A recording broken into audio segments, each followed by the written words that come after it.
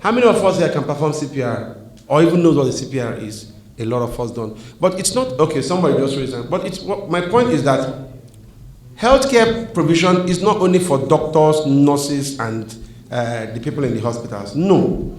There are levels of care that you can actually do yourself, permissively. Brigadier General said quack practices. I'm not saying you should go and give injections or do what you shouldn't do. But there are levels of emergency care that you can actually offer.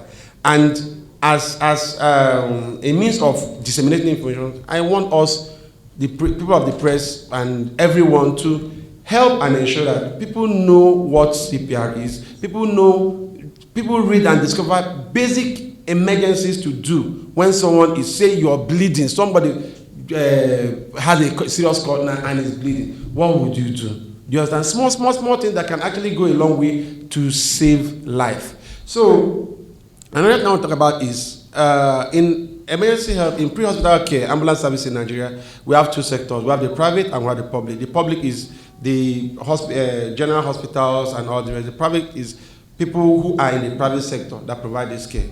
It's been going on for long. And recently, the federal government actually, there's a law called primary health care.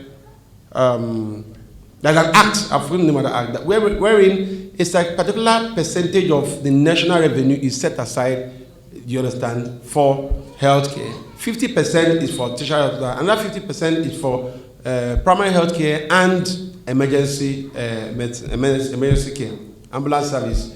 We have what we call NEMSAS. I want to ask a question, please. We all know what 911 is, right?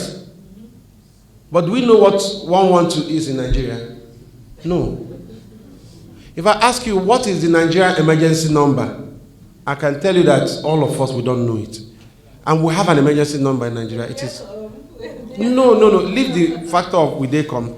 We have an agency called NEMSAS, National Emergency Medical System and Ambulance Service. You can call, for the states that are operational, FCT is operational, some states are operational, you can utilize it. Immediately you call, theoretically or practically also, the thing is that an ambulance will come and pick you where you are and give you immediate care and then take you to the hospital, and you will not pay for 48 hours after pickup.